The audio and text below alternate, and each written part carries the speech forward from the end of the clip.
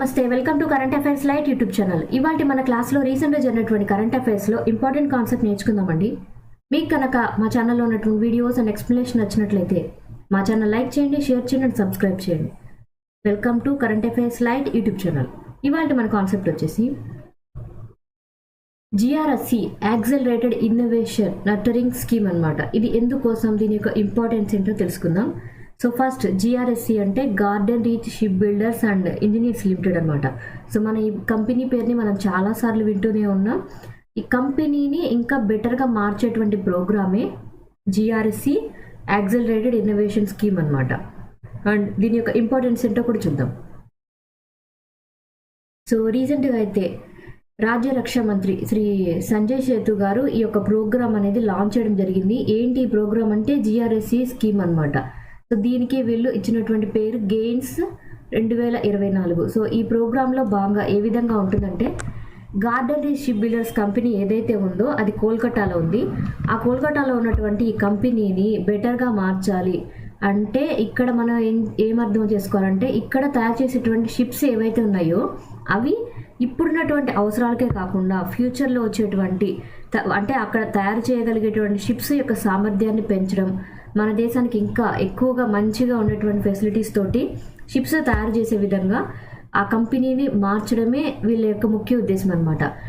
అక్కడ మారాలి అంటే ముందు అక్కడ మ్యానుఫ్యాక్చరింగ్ తయారు చేసే దగ్గర చాలా కొత్తగా టెక్నాలజీని తీసుకొని రావాలి, చాలా మార్పులు చేయాలన్నమాట. అవన్నీ తీసుకొని రావడమే ఈ గెయిన్స్ 2024 పథకం యొక్క ముఖ్య ఉద్దేశం. అండ్ ఇక్కడ ఏదైతే ఇన్నోవేషన్ స్కీమ్గా తీసుకున్నామో, సో ఆ ఇన్నోవేషన్ స్కీమ్ యొక్క ఇంపార్టెన్స్ ఏంటి, దాని గురించి కూడా మనం కొంచెం తెలుసుకోవాలి.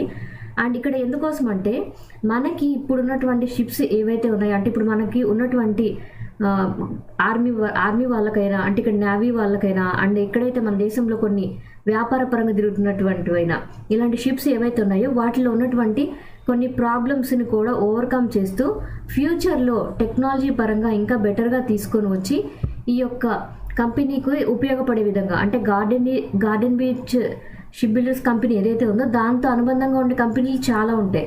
ఫర్ ఎగ్జాంపుల్ దీనికి కావాల్సినటువంటి ఐరన్ అవసరమైతే, ఐరన్ అండ్ స్టీల్ ఇండస్ట్రీస్ అవసరమైతే వాటి నుంచి వాళ్ళు ముడి సరుకుని తీసుకుంటారు, వస్తువులు తయారు చేసే కంపెనీస్ ఉంటాయి. అండ్ వాటికి అవసరమైనటువంటి ప్రతిదీ, అంటే అక్కడ తయారు చేయడానికి ఏవైతే అవసరమైనటువంటి వస్తువులు ఉంటాయో, అంటే ఆ యొక్క కంపెనీ మీద, ఆ యొక్క షిప్ బిల్డింగ్ మీద ఆధారపడి ఉన్నటువంటి కంపెనీస్ ఏవైతే ఉంటాయో వాటిని ఇంప్రూవ్ చేయడం ఇంపార్టెంట్. అండ్ దాంతోపాటు ఇలా షిప్స్ని తయారు చేయడానికి వాటిలో ఏవైతే పరికరాలు అవసరమో వాటిని టెక్నాలజీ పరంగా కొత్తగా వచ్చేటువంటి స్టార్టప్ కంపెనీస్ అంటాం. సో స్టార్టప్ కంపెనీస్కి కూడా సహాయం అందిస్తూ ఈ యొక్క కంపెనీ ఏదైతే ఉందో ఫ్యూచర్లో మన షిప్స్ అనేవి ఇంకా బెటర్ టెక్నాలజీస్ తీసుకొని రావడమే ఈ స్కీమ్ యొక్క ముఖ్య ఉద్దేశం అనమాట. అండ్ బెటర్గా ఇక్కడ ఏంటి వీళ్ళు అసలు ఇది ఎందుకోసం చేస్తున్నారంటే, ఏవైతే మీడియం స్కేల్ ఇండస్ట్రీస్ ఏవైతే ఉంటాయో అండ్ స్టార్టప్ కంపెనీస్ ఏవైతే ఉంటాయో వాటిని ఇన్నోవేటివ్గా ఎంకరేజ్ చేయాలని వీళ్ళు అనుకుంటున్నారనమాట. అండ్ దీని ద్వారా ఏంటంటే, ఫ్యూచర్లో తయారు చేసేటువంటివి ఏ షిప్స్ అయినా సరే టెక్నాలజీ పరంగా చాలా బెటర్గా ఉండాలి.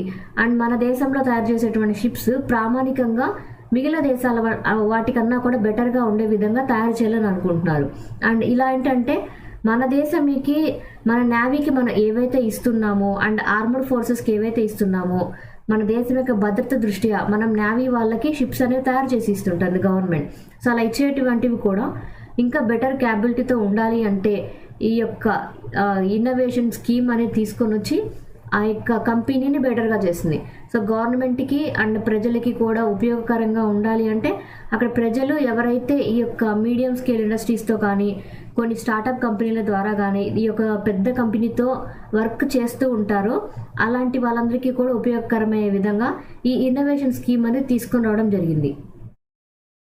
అండ్ ఇది ఒక నేషనల్ ఇనిషియేటివ్ అనమాట. అంటే ఇది ఒక రాష్ట్రానికి ఒక్కటి సంబంధించింది కాదు, కోల్కతా ప్రాంతానికి మాత్రమే, అంటే వెస్ట్ బెంగాల్కి మాత్రమే కాదు, అక్కడ మన దేశం మొత్తం యొక్క ఆధారపడి ఉంది దీని మీద. ఎందుకంటే నేవీ వాళ్ళ కోసమైనటువంటి షిప్స్ ఏవైతే ఉన్నాయో టెక్నాలజీ పరంగా బెటర్మెంట్ తీసుకొస్తూ కొత్త షిప్స్ తయారు చేయాలంటే ఎప్పటికప్పుడు ఈ స్టార్టప్ స్కీమ్స్ ద్వారా కొత్త టెక్నాలజీస్ని తీసుకొని రావాలి. అండ్ తయారు చేసే విధానాల్లో కొత్తగా విధానాలు తీసుకుని రావాలి. అందుకోసం మన దేశ భద్రత కోసం ఉపయోగిస్తున్నటువంటి స్కీమ్ కాబట్టి మన గవర్నమెంట్ కూడా దీనికి ఇనిషియేటివ్ అనేది తీసుకొని వచ్చి గవర్నమెంట్ కూడా సహాయం అందిస్తుంది అనమాట. ఎందుకంటే టెక్నాలజీ పరంగా మనం ఇంకా బెటర్గా ఉండడం కోసం. బట్ దీని యొక్క ముఖ్య ఉద్దేశం ఏంటి? సో ముఖ్య ఉద్దేశం అంటే ఇక్కడ మనం అర్థం చేసుకోవాల్సింది ఏంటంటే, ఈ యొక్క ఇండస్ట్రీ మీద ఆధారపడి అంటే షిప్స్ తయారు చేసేటువంటి పరిశ్రమలు ఏవైతే ఉంటాయో ఆ పరిశ్రమలకి అనుబంధంగా ఉండేటువంటి చిన్న పరిశ్రమలైనా కొత్తగా వచ్చేటువంటి స్టార్టప్ కంపెనీస్ ఏవైతే ఉంటాయో అవన్నీ కూడా ఫ్యూచర్లో షిప్స్ని తయారు చేసేటప్పుడు వచ్చేటువంటి ఇబ్బందుల్ని తట్టుకొని బెటర్ టెక్నాలజీ తోటి ఇంకా బెటర్గా షిప్స్ తయారు చేసే విధంగా మన దేశం తయారవ్వాలి. ఎందుకంటే ఒక షిప్ని తయారు చేయాలంటే చాలా పార్ట్లు అవసరమైతాయి. అవన్నీ కూడా మన దేశంలో మనమే తయారు చేసుకొని కంప్లీట్గా మన టెక్నాలజీతోనే తయారు చేసుకొని షిప్స్ను తయారు చేయాలని మన దేశం భావిస్తుంది అనమాట. అండ్ ఇది ఇలా చేయడం మనం ఎందుకోసం అంటే, మనం ఎప్పటి నుంచో వింటున్నాం సెల్ఫ్ రిలయన్స్, ఆత్మ నిర్భరత. మన దేశానికి సంబంధించినటువంటి అన్ని వస్తువుల్ని మనమే తయారు చేసుకోవడమే ఆత్మ నిర్భరత అనమాట. అండ్ గవర్నమెంట్ పాలసీస్ పరంగా ఇది ఏదైతే మనం చేస్తూ ఉన్నామో అంటే ఇక్కడ జిఆర్ఎస్సి గెయిన్స్ ప్రోగ్రామ్ ఏదైతే ఉందో 2024 ఇచ్చినటువంటి ఈ ప్రోగ్రామ్ ద్వారా మన గవర్నమెంట్ మేక్ ఇన్ ఇండియా అంటే మన దేశంలో మనకు కావాల్సినటువంటి వస్తువులు ఏవైతే ఉన్నాయో అవి మనమే తయారు చేసుకోవడం. అండ్ దాంతోపాటు కొత్తగా వచ్చేటువంటి కంపెనీ స్టార్టప్ ఇండియా ద్వారా ఏంటంటే కొత్తగా ఈ షిప్ బిల్డింగ్ షిప్స్ని తయారు చేసేటువంటి కంపెనీస్కి అవసరమైనటువంటి వస్తువులు అందించేటువంటి టెక్నాలజీని మార్చి కొత్తగా అందించేటువంటి కంపెనీస్ ఏవైతే స్టార్టప్ కంపెనీస్ ఉంటాయో వాటన్నిటిని కూడా ప్రోత్సహించాలన్నమాట. అండ్ ఇలా చేయడం వల్ల ఏంటంటే మన దేశంలో మనం అంటే మన దగ్గర ఉన్నటువంటి టెక్నాలజీ కావచ్చు, సదుపాయాలు కావచ్చు, వాటిని ఇంకా కొత్తగా మార్చుకొని మనంతటా మనమే మనకు కావాల్సినటువంటి మ్యానుఫ్యాక్చరింగ్ సదుపాయాలన్నింటినీ కూడా కల్పించుకోవడమే ఈ యొక్క పథకం యొక్క ముఖ్య ఉద్దేశం అనమాట. ఏ విభాగానికి సంబంధించి అంటే పరిశ్రమ షిప్స్ని తయారు చేసేటువంటి ఫ్యాక్టరీల పరంగా వచ్చేటువంటి స్టార్టప్ కంపెనీలకి, చిన్న మధ్య తరహా సంస్థలు పరిశ్రమలు ఏవైతే ఉన్నాయో షిప్స్ తయారు చేసేటువంటి వాటికి అనుబంధమైన అన్ని టెక్నాలజీస్ని తయారు చేసేటువంటి కంపెనీలన్నింటినీ కూడా వృద్ధిలోకి తీసుకొని రావడమే ఈ ఇనిషియేటివ్ యొక్క ముఖ్య ఉద్దేశం. Exercise pitch black. So exercise pitch black వచ్చేసి మన ఆర్మీ ఫోర్సెస్కి అండ్ ఆర్మీలో అంటే మన air force, Indian air force వాళ్ళకి అండ్ దాంతోపాటు రాయల్ ఆస్ట్రేలియన్ ఎయిర్ ఫోర్స్ వాళ్ళకి మధ్య జరుగుతున్నటువంటి విన్యాసాలు అనమాట. ఎయిర్ ఫోర్స్ వాళ్ళు ఈ యొక్క విన్యాసాల్లో పాల్గొనడం జరుగుతుంది. అండ్ దీని యొక్క ఇంపార్టెన్స్ కూడా చూద్దాం.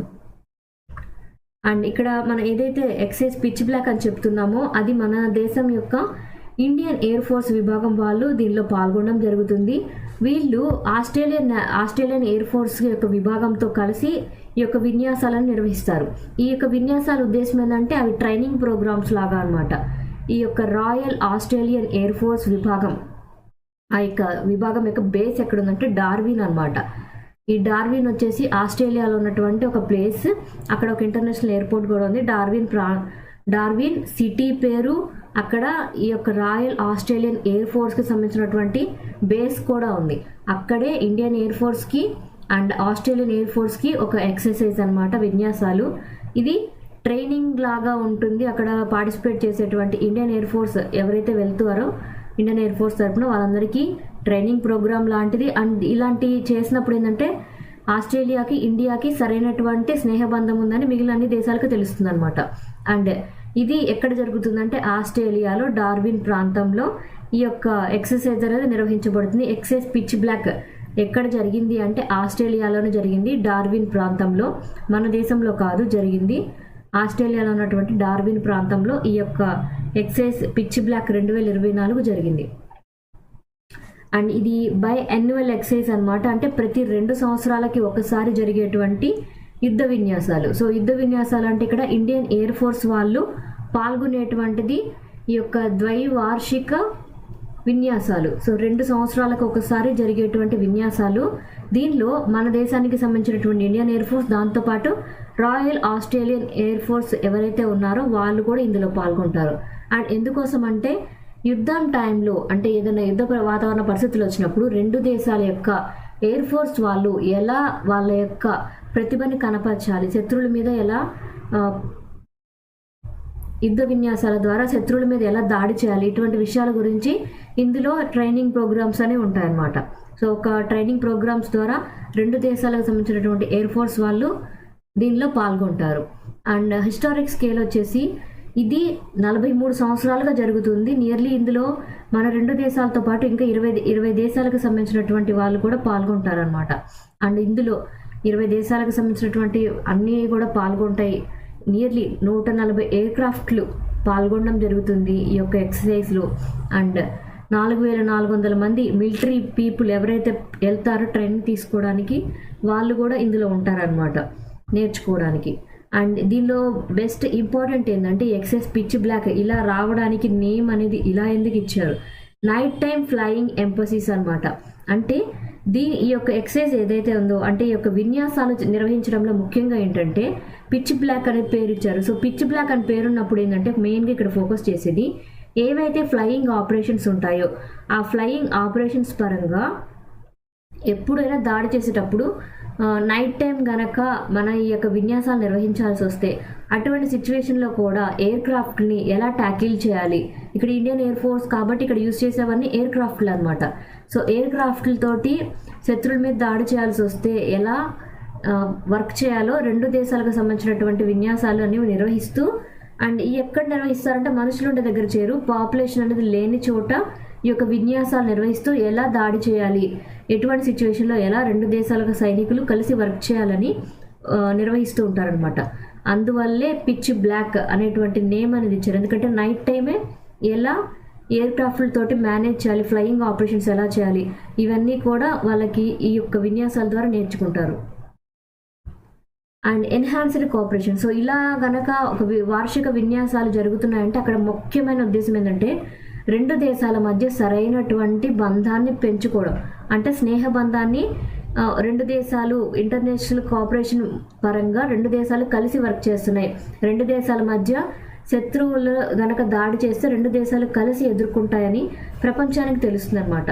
అండ్ ఇలా జాయింట్ ట్రైనింగ్ అండ్ ఎక్సర్సైజెస్ ఏవైతే ఉంటాయో వాటి ద్వారంగా ఎలా అంటే ఆపరేషనల్ ఎక్స్పీరియన్స్ అనేది వస్తుంది. అంటే ఏదైనా దాడి జరిగినప్పుడు ఎలా ఎదుర్కోవాలో ముందుగానే ప్రాక్టీస్ అవుతుంది అనమాట ఇండియన్ ఎయిర్ ఫోర్స్ వాళ్ళకి. ఫోర్స్ ఇంటిగ్రేషన్ కూడా వస్తుంది. సో ఎప్పుడైతే ఇండియన్ ఎయిర్ ఫోర్స్ వాళ్ళు and royal Australian air force వాళ్ళు కలిసి ఈ యొక్క విన్యాసాలను నిర్వహిస్తారో, ట్రైనింగ్ ప్రోగ్రామ్స్ అనేవి అటెండ్ అవుతారో, అప్పుడు ఏమవుతుందంటే 2 దేశాలకు చెందినటువంటి వ్యక్తుల దగ్గర, ఆర్మీ పీపుల్ దగ్గర ఏదైతే టెక్నాలజీ ఉందో, టెక్నాలజీతో పాటు ఏవైతే స్కిల్స్ ఉన్నాయో, నైపుణ్యాలు ఉన్నాయో వాటన్నిటినీ కూడా ఒకళ్ళ నుంచి ఒకళ్ళు నేర్చుకోవడానికి ఉపయోగపడుతుంది అనమాట. అంటే ఏ విధంగా పోటీ పడుతూ ఒకరికొకరు పోటీ పడుతూ నాలెడ్జ్ని పెంచుకోవడానికి ఇవి ఉపయోగపడతాయి విన్యాసాలు అనేవి. అండ్ మెయిన్లీ ఇక్కడ ఎప్పుడైతే ఆస్ట్రేలియా అండ్ ఇండియా పార్టిసిపేట్ చేస్తుందో ఇండో పసిఫిక్ ప్రాంతంలో ఈ యొక్క ఎక్సైజ్ పిచ్ బ్లాక్ 2024 జరుగుతున్నప్పుడు ఈ యొక్క రీజియన్ అంటే ఇండియో పసిఫిక్ రీజియన్ ఏదైతే ఉందో అక్కడంతా కూడా ఏదైనా సిచ్యువేషన్ మన దేశానికి సంబంధించి కానీ ఆస్ట్రేలియాకి కానీ సంబంధించినటువంటి ఏదైనా ఇష్యూ జరిగినప్పుడు 2 దేశాలు కలిసి పోరాడతాయి అన్నమాట. ఎస్పెషల్లీ ఇండో పసిఫిక్ రీజియన్లో అవసరమైనటువంటి సపోర్ట్ అనేది మన దేశానికి ఆస్ట్రేలియా ఇస్తుంది, ఆస్ట్రేలియా దేశానికి మన దేశం ఇస్తుంది అనమాట సపోర్ట్ అనేది. అండ్ ఎక్కడ ఉన్నా కూడా ఏవియేషన్ పరంగా ఇండియన్ ఎయిర్ ఫోర్స్ యొక్క సహాయం అనేది ఆస్ట్రేలియన్ ఎయిర్ ఫోర్స్కి ఉంటుంది అని కూడా ఇలాంటి విన్యాసాల ద్వారా మనకు అర్థమవుతుంది అనమాట. And lastly Operation Pitch Black 2024 వచ్చేసి ఇండియన్ ఎయిర్ ఫోర్స్కి రాయల్ ఆస్ట్రేలియన్ ఎయిర్ ఫోర్స్కి మధ్య జరిగినటువంటి ఎక్సర్సైజ్ అనమాట. ఎక్కడ జరిగిందంటే ఆస్ట్రేలియాలో ఉన్నటువంటి డార్విన్ ప్రాంతంలో.